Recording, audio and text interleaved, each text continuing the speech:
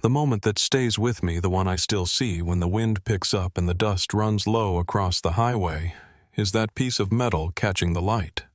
A dull, sun-bitten shimmer poking out of cracked earth behind what used to be the diner. The backhoe had already passed, and one of the workers leaned down to clear the dirt by hand. It wasn't bone. It wasn't blood. It was a name. Faded red thread stitched into pale cloth. And next to it, the busted face of a wristwatch, hands frozen in place, the band brittle and dry as paper. Tell me where you're listening from, and tap subscribe if you think every buried truth deserves daylight. Back then, life out here moved slow. Not sleepy exactly, just steady. Folks knew the rhythm, how the heat would rise before noon, how the cicadas started up around 3, and how the desert dropped cold after sunset, no matter how hot the day had been. I'd been working the highway beat for 20 years by 92, and I thought I'd seen just about everything. Speeders, cattle pileups, the occasional drunk rolling off the shoulder. But Dry Creek wasn't the kind of place where people went missing. The Red Sands Diner sat right off exit 217 near the fuel station and a tire shop that hadn't changed its sign since '74. It was the kind of place you could find at 2 a.m. lights, still on screen door, creaking open to the smell of fried potatoes and burnt coffee. That was Claire's place. She worked nights, always did, and not because she had to. She said she liked the quiet. Said the overnight hours gave her time to think. I'd see her most nights when I swung through on patrol. She always wore that pale blue uniform name stitched in red script Clare. She wore a silver wristwatch tight on her left hand. Said her mother gave it to her after high school graduation. Keeps me honest, she joked once. Can't lie to the clock. She had a habit of tucking her tip money into the same corner of her apron, folded just so. Never shorted anyone a refill, even if they hadn't asked. Claire was one of those people who made a place feel anchored. She didn't try to be noticed, she just was. When she laughed, it was soft. When she listened, she really listened. The truckers liked her. So did the regulars. I never saw her lose her temper, even when that busted kitchen fan would blow grease smoke all the way to the counter. Her folks, Hank and Darlene, lived about 3 blocks off Main. Hank worked maintenance for the school district. Darlene ran books at the feed store. They were plain good folks, raised Claire right. You'd see Darlene out front every Saturday morning, sweeping the porch, Hank washing down the truck before the sun got too hot. Never had much, but they kept what they had in good order. The summer of '92 was hotter than usual, over 100 most days. The pavement on 85 would get so soft it pulled at your tires. That August storms built up out east but never broke over us. Just thunder that stayed too far to hear clouds that loomed and vanished. The kind of weather that makes you feel like something's about to shift, but you can't say why. One night I remember pulling into the diner lot around midnight. Claire was just wiping down the counter elbow deep in suds and humming along to some old Patsy Cline song playing low on the radio. "Busy night?" I asked. "Dead as bones," she said, smiling. She poured me coffee without asking, slid over a slice of pie that looked like it had been waiting just for someone to notice. She checked her watch. I remember that now, how she looked at it, then glanced toward the window like she was expecting someone. But she didn't say anything else, and I didn't think much of it. Not then. Deputy Mike Anders came in not long after green as grass back then. Claire teased him for still wearing his name badge crooked, and he turned red as a beet. We laughed. It was easy, ordinary. That was August 12th. Next afternoon, I passed by the diner again. Heat waves rising off the lot. The place looked just the same. Screen door shut open, sign swinging gently on its chain. But I noticed something strange. Claire's car, an old white Cutlass, was still there. Same spot, same angle. Dust beginning to gather across the windshield. And the porch light at her folks' house. Still on at 10 the next morning. That night I waited for headlights that never showed. The roads stayed empty. The screen door at Red Sands didn't open. And when I pulled into the diner lot just after midnight, the counter stool where she usually leaned with her coffee pot was empty, the light above it still glowing steady as ever, like it didn't know something was missing. I didn't sleep that night. I stayed in the patrol truck for a while, engine idling eyes on that diner window like something might move if I waited long enough.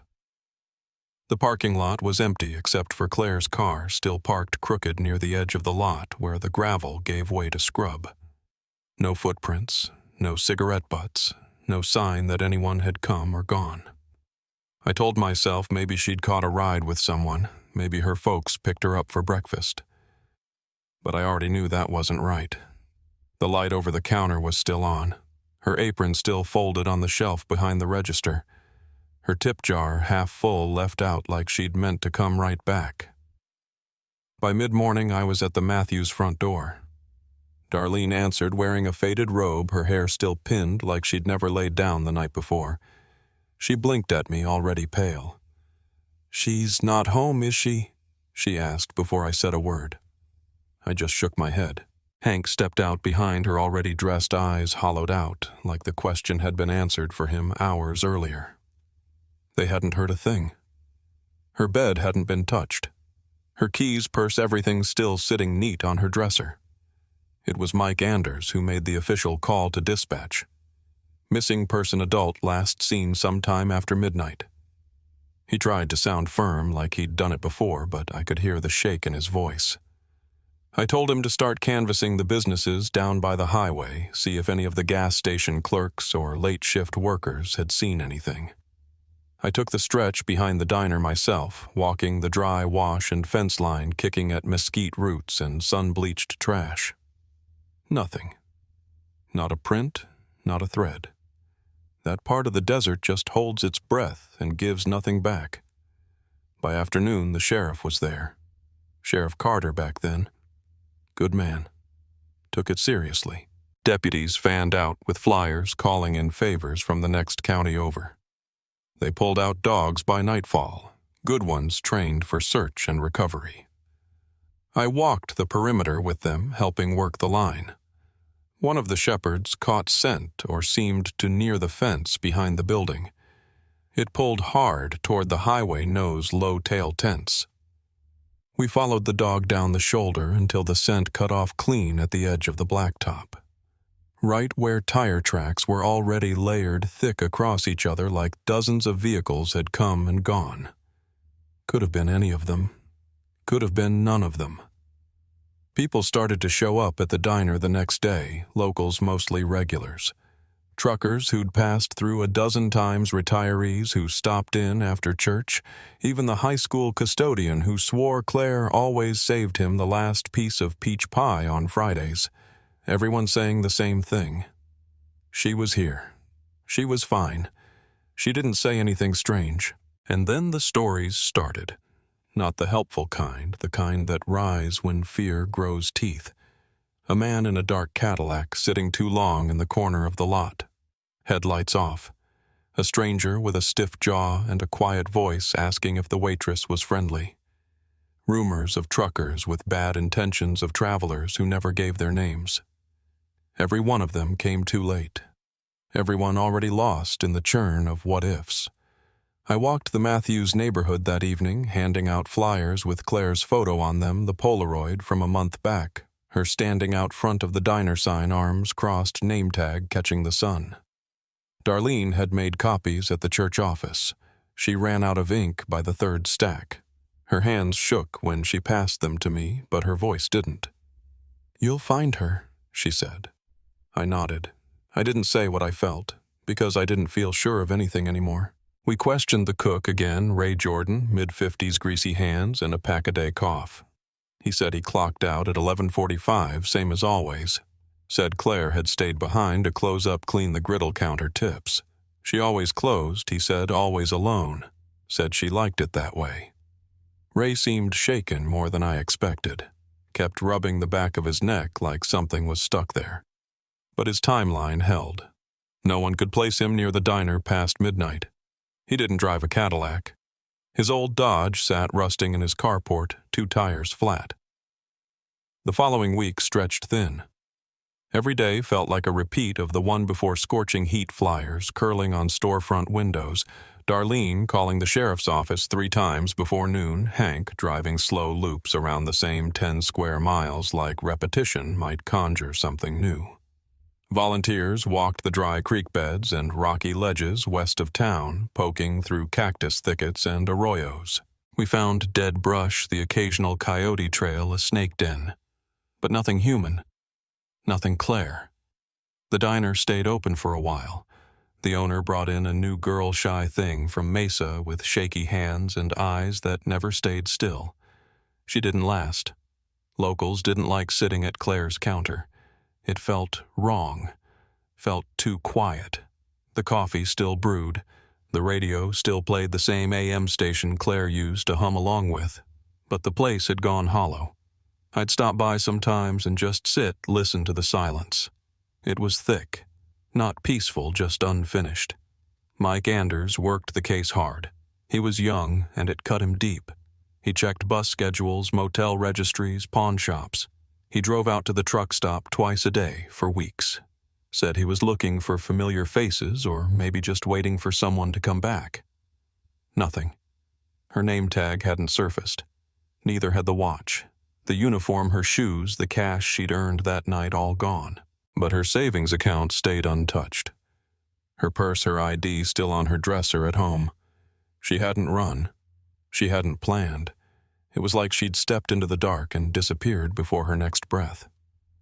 One night, about a month in, I sat with Hank on his front steps. He had a beer he wasn't drinking, and I didn't try to talk much. The porch light above us flickered, buzzed. He looked up at it, eyes bloodshot, then said, "I still leave her bedroom door cracked a little just in case." That stayed with me. That quiet hope, not loud, not desperate, just worn down and waiting, like the desert itself. After 6 weeks, the sheriff's office held a press conference, promised no stone would be left unturned.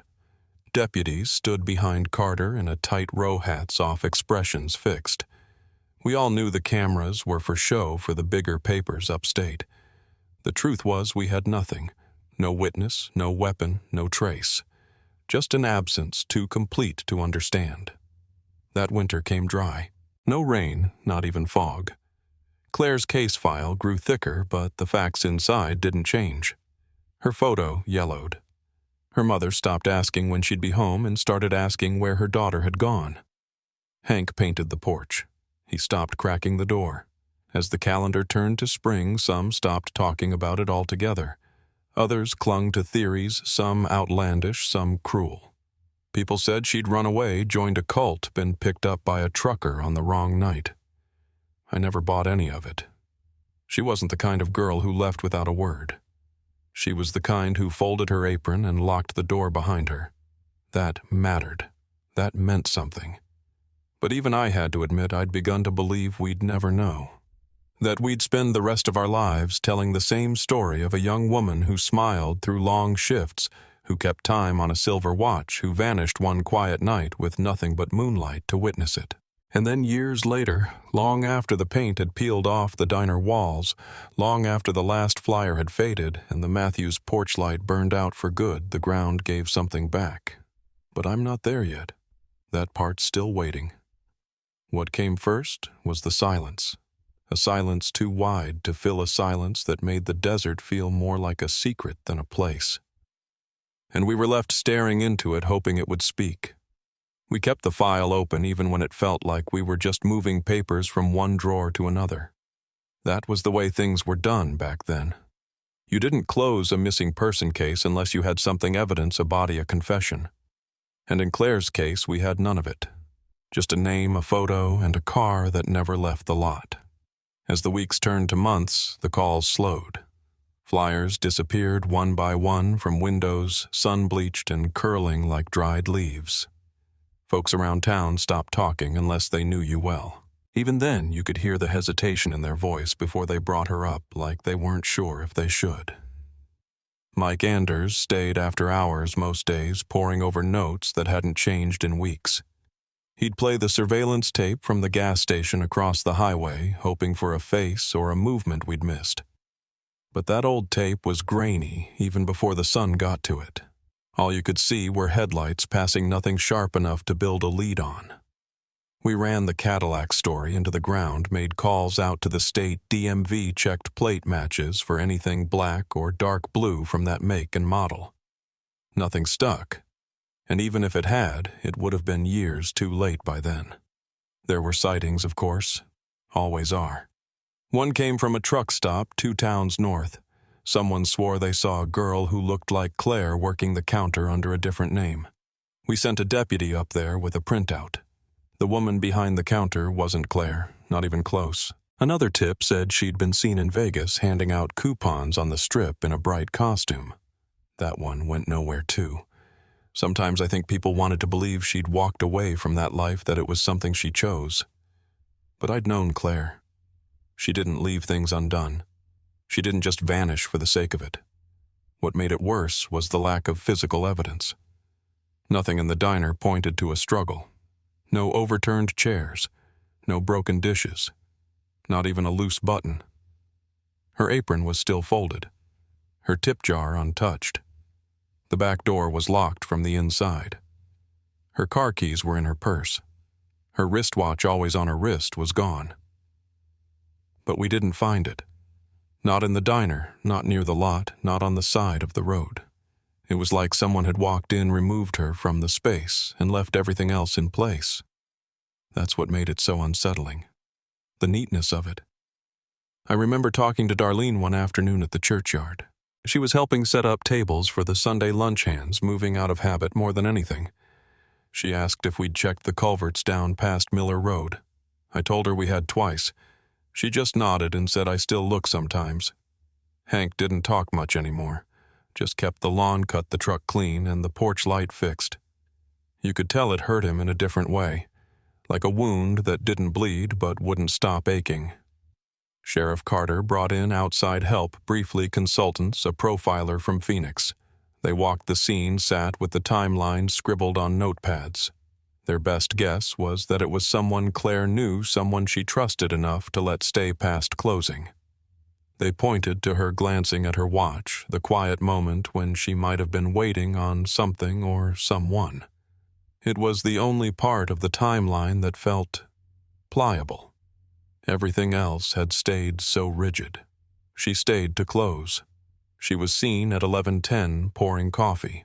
She was alone by midnight. The clock stopped sometime after that. But we never found a break, no fingerprints, no tire tracks we could isolate, no fibers, no blood. Just silence. And with silence comes theory. The cook Ray Jordan left town the following year. Moved to a cousin's place down in Yuma. Said the whispers were getting to him. He'd always been a bit jittery, but I never saw a crack in his story. I went through his personnel file myself. Nothing stood out.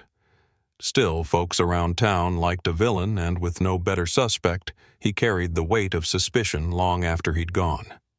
You'd hear things in the grocery aisle, someone saying she might have been taken by a drifter, someone else swearing her ghost haunted the old freezer at the back of the diner. Teenagers dared each other to spend the night there. One even spray-painted her name on the back wall before the new owner had it scrubbed off. That hurt Darlene something fierce. She told me one day, they turned her into a story. And she was right. The kind folks used to scare their kids or entertain themselves at parties. They forgot there was a girl behind it, a daughter who folded her apron and never came home. Mike and I tried everything we could justify. We pulled the employee logs. We checked past customers who'd ever had a complaint or acted strange. We called in favors with truck weigh stations upstate. But the further out we went, the colder the trail got. It was like trying to track smoke. Even time stopped offering hints. Her room stayed the same neatly made bed photo strip taped to the mirror, her graduation tassel still hanging from the corner of the frame. Her mother wouldn't touch a thing. Not even when the sheriff gently suggested maybe it was time to move forward. Darlene just said, "When she walks back in, I want it to look like it's always been." And the thing is, part of me thought maybe one day she would. That she'd show up with a story that made sense of the silence. That someone would slip up and say something they hadn't meant to. That maybe, just maybe, the desert would let go of what it had taken. But time is greedy, and it gets harder to believe as the years stretch out. We kept the file active, updated it with every tip, even the bad ones. Anders moved up in the department, but he never stopped asking about Claire. On slow days, we'd sit in the break room and revisit the board. Her photo still up there, center pin. Every once in a while, he'd look at it and say, "Feels like she's just beyond the edge of it. Like if we look 1 degree to the left, we'll see her." I knew what he meant. Then came the year the diner was finally sold. Business had slowed to a crawl. Too many memories, maybe. The owner let the place go to a development company out of Tucson. They planned to tear it down, build something new. Word spread fast. People weren't sure what they felt about it. Some said it was time. Others said it was erasure. Me, I didn't know. I just kept wondering what might surface once the ground got turned. And that's what happened. But not yet. Not in this part of the story. For now, all we had was the dust and a silence that stretched from the edge of town to every heart that remembered her. A silence full of questions.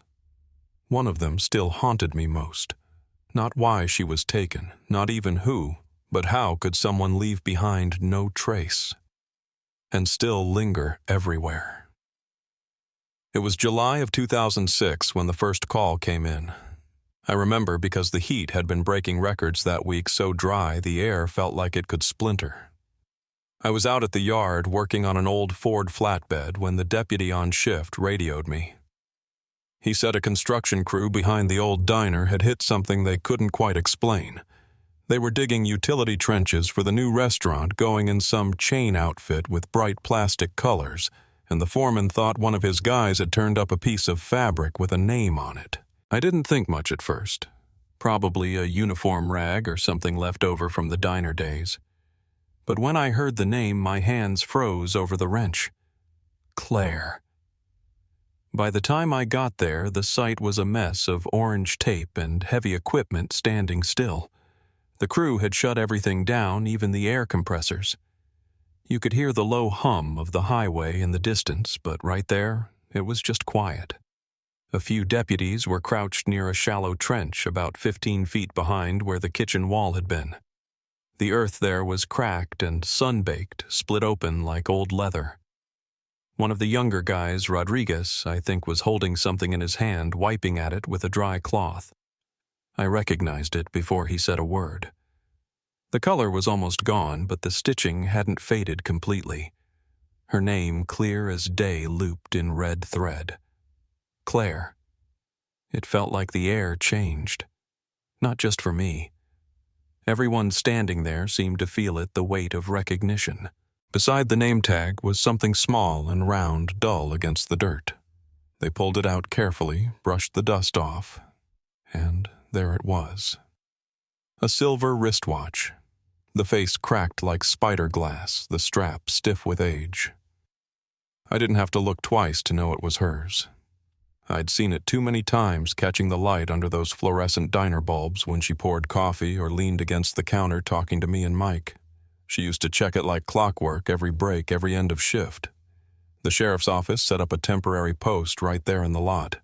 Yellow tape across the perimeter tarps to block the direct sunlights for when night fell.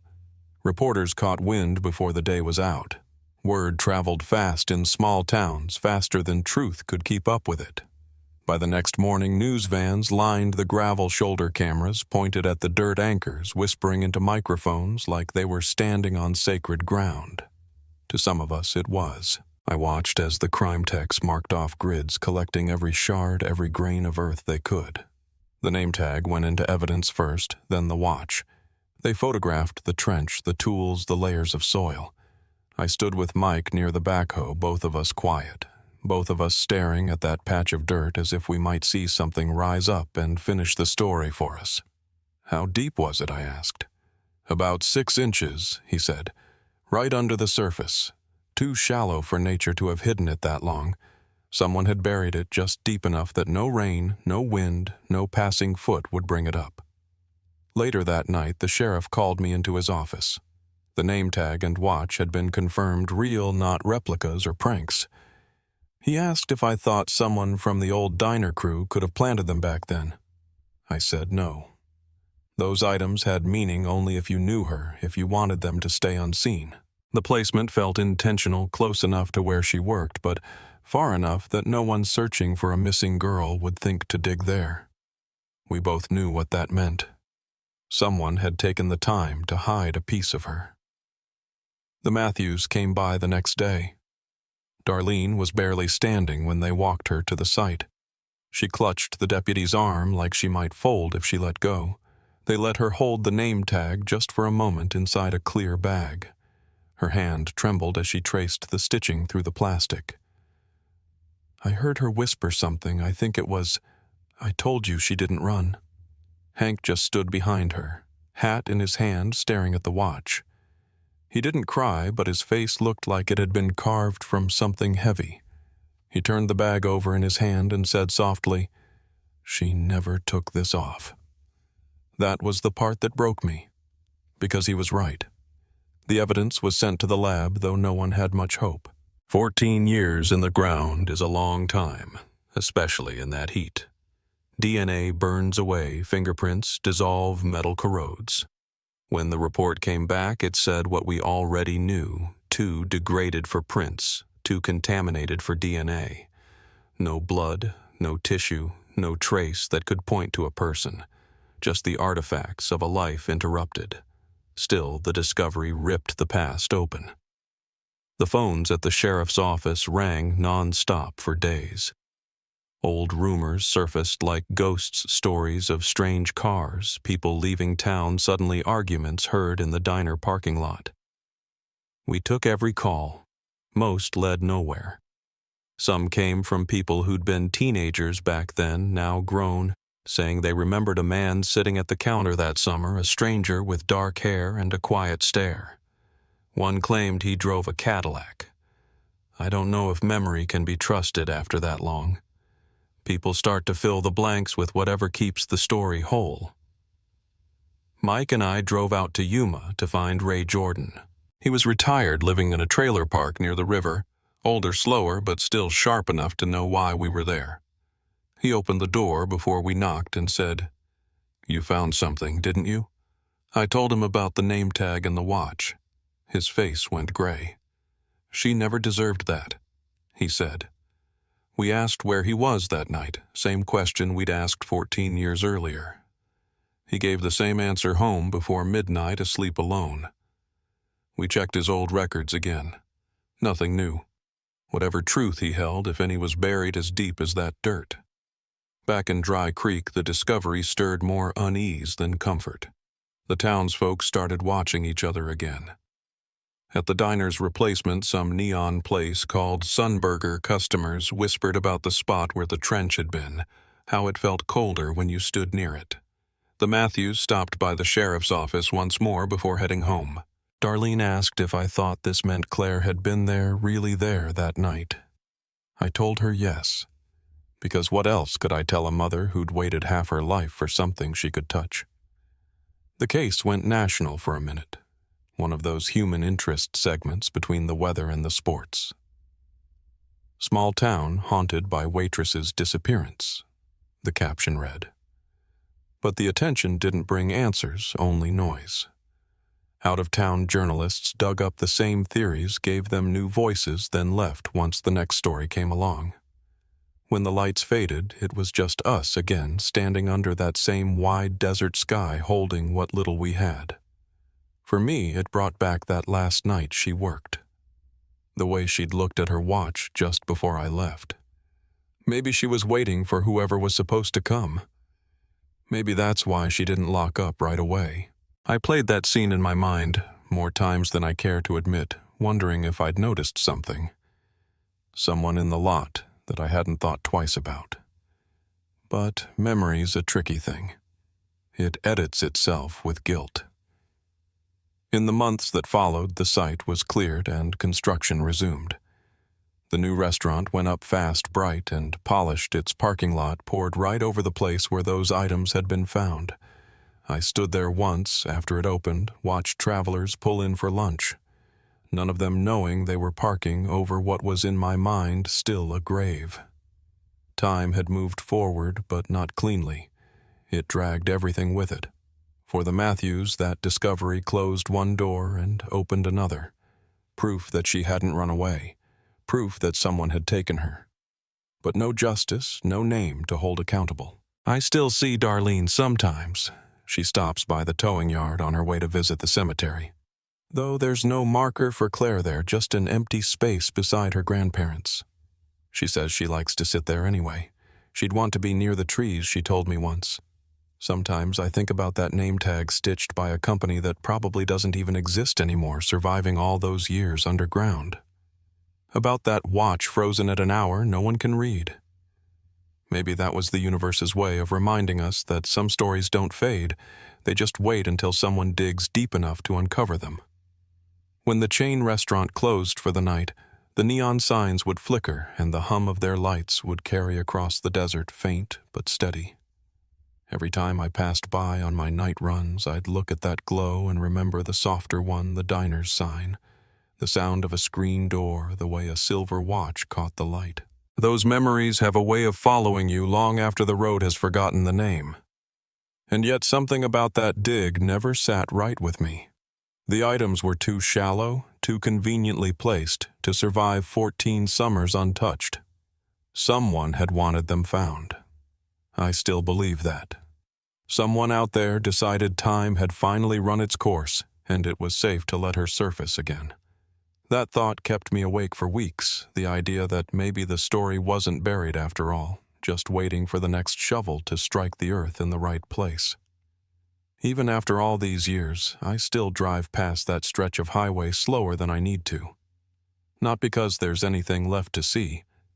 The old diner's long gone now, replaced by a chain restaurant with clean glass polished tile and a staff that has no idea what came before. But there's a part of me that can't help but glance over as I pass. My eyes go to the back of the building, to that patch of ground that once gave something back. Just a few inches of dirt, but for 14 years it held the only truth we ever found. The name tag and the watch were boxed up and labeled, cataloged, and archived in the evidence room.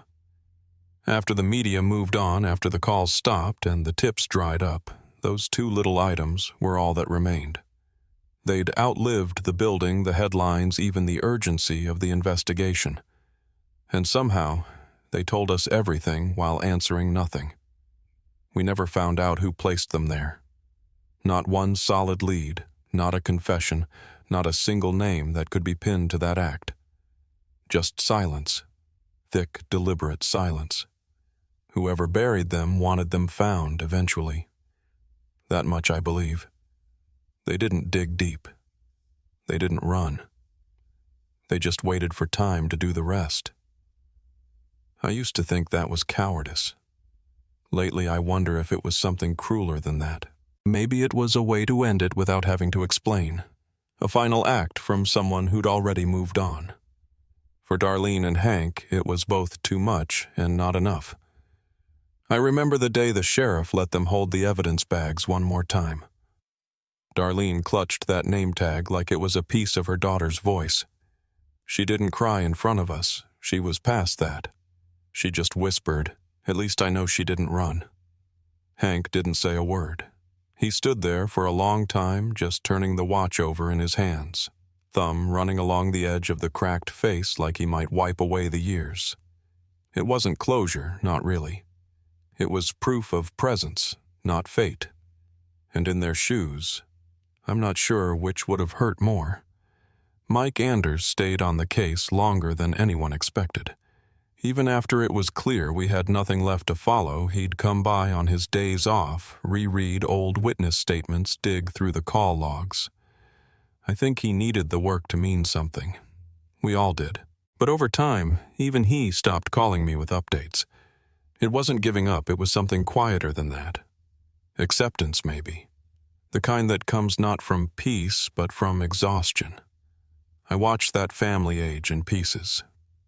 Darlene walked slower. Hank stopped washing the truck. I noticed the porch light stayed off more nights than on. Still, every year on the same day, she came into the sheriff's office, sat down across from whatever deputy was working, and asked, "Has anything changed?" It was always the same answer. I think she already knew. She just needed to hear someone else say it. As for me, I left the department not long after that. Retired early, opened the towing yard behind the old fairgrounds, spent my mornings under hoods and my evenings watching sun disappear behind the mountains like it had somewhere better to be. Some nights I still think about that last conversation I had with Claire. Just a passing moment over a slice of pie and burnt coffee. Nothing important was said, and yet I play it over in my mind like it might reveal something new. It never does, but I keep listening just in case. The town moved on in the way towns do. People stopped mentioning her by name, but you could feel her in the quiet. When a daughter stayed out past dark, when someone's porch light stayed on a little longer than usual, when folks avoided that corner booth at the Sunburger, she was still there. Not as a ghost, not quite. Just as something unfinished. I guess that's what memory is. Not a picture, not a headline, not even a story. It's a presence that lingers in the routines, what we check before locking the door, what we say before someone leaves. That's how she stayed. Through repetition, not reverence. There was talk once of putting up a plaque. Nothing flashy, just something small near the sidewalk where the old diner used to be. It never happened. Some folks thought it would draw the wrong attention. Others thought it was better to let the ground rest. I understood both sides, but I still think it would have mattered. Just a name, just a date, a reminder that someone was there, someone who mattered. Now and then I get letters from strangers, listeners mostly, people who heard the story and wanted to share something, a memory of their own, a question they've carried, a hope that someone might still speak up. I try to answer what I can, not with answers, but with the truth I do have. That she was real, that she was kind, that she wore a silver watch that never left her wrist until someone took it off her. If justice means charges, a trial, a sentence, we never got there. But if justice can mean telling the story, right? If it can mean refusing to let silence have the last word, then maybe we found a piece of it. Maybe not the whole thing, but enough to say we didn't forget. These days when people ask me why I still talk about it, I tell them it's because I remember what it felt like when the whole town went still. When a girl didn't come home. When her parents sat at a kitchen table lit by a porch light that burned until morning. When we dug up 2 small items from the dirt and the weight of them hit like thunder. Some things deserve remembering even when they can't be explained. Especially then. And if you've stuck with me this far, if you've listened all the way through, I'd like to ask something simple. Not for me, for her. If you've ever walked through a quiet place and felt a story still hanging in the air, let me know where you're listening from. Every voice helps keep their memory alive.